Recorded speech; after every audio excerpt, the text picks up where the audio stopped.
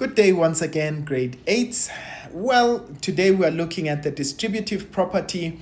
Of course, we are still continuing on our series on properties of whole numbers.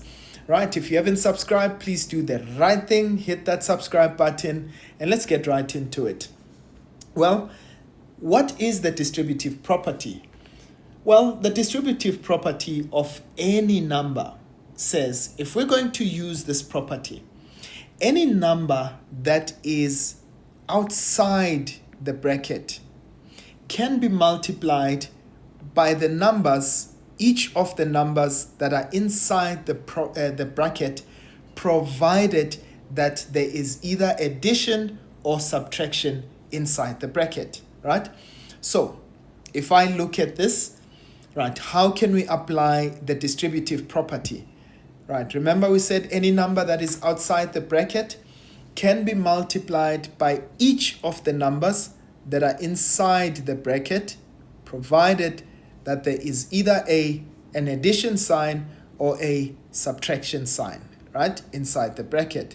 So when we apply the distributive property, so we're going to first start here, that's the first one, and this is the second one.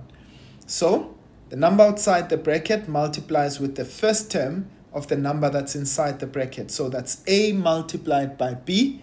So this is going to be A times B. And we keep the sign that is inside the bracket. So plus, this is now the number outside the bracket multiplied by the number, the second term inside the bracket, right?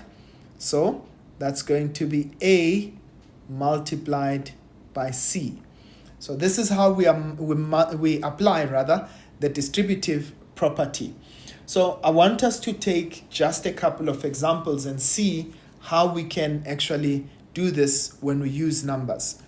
Right, so let's say we've got 3 into 4 plus 2. All right. Now note, how are we going to apply this? So please remember, the first thing that we do, 3 multiplied by 4, right? So we're going to say 3 multiplied by 4 plus.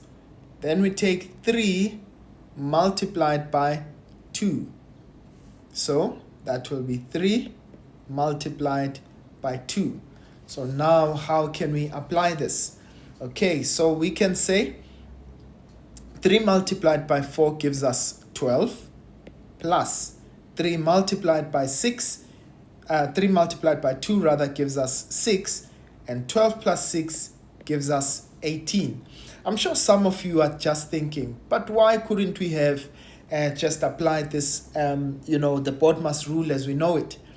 So we would have started by simply saying, well, let's add what is inside the bracket, right? So in this case, this would have been 3. 4 plus 2 gives us 6, and definitely 3 multiplied by 6 should give us 18. Well, we can get away with it now because we're only dealing with numbers. But once we deal with variables, unfortunately, we cannot continue the same. So for instance, if I've got A plus B, that still remains A plus B. So yes, it works with numbers, but it wouldn't work with variables. Okay, right, now let's take another one.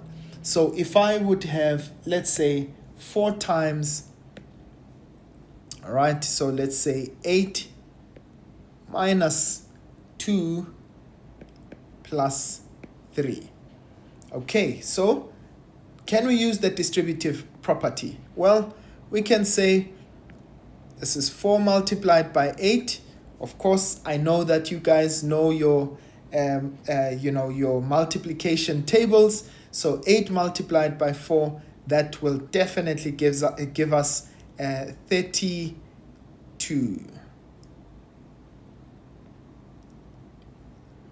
And 4 multiplied by 2, that will give us, now note that there's a minus sign in between. 4 multiplied by 2 gives us 8. And now we've got an addition sign in between.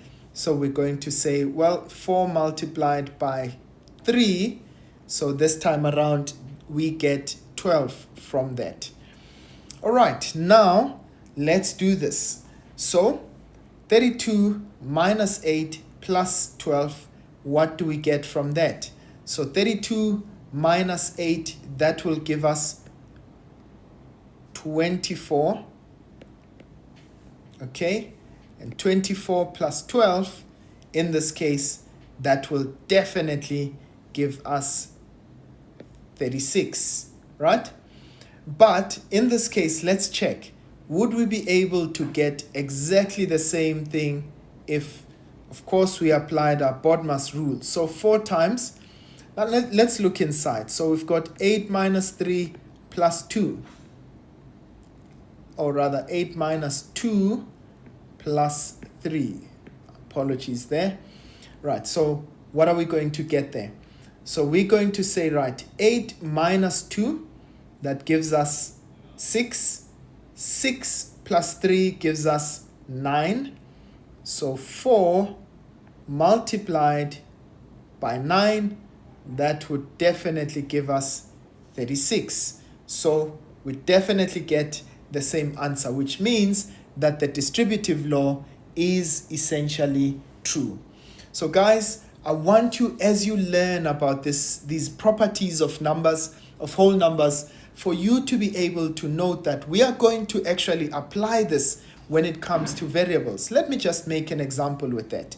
So if in the future we've got something like x into a plus b, this is what I meant when I said you cannot apply this, you cannot use BODMAS rule in this case. What we need to do is just apply the distributive law. So what we're going to do is multiply those. So we know we've got x times a, which will give us x times a, plus x times b, that will be x times b. So you'll note this in future, this will give us ax plus bx, all right? And in that case, we can actually continue in that regard. Ladies and gents, I want to leave it here for now. I will see you guys again next time when we look at now what we call the identity property. I'll see you guys again next time. Sharp, sharp.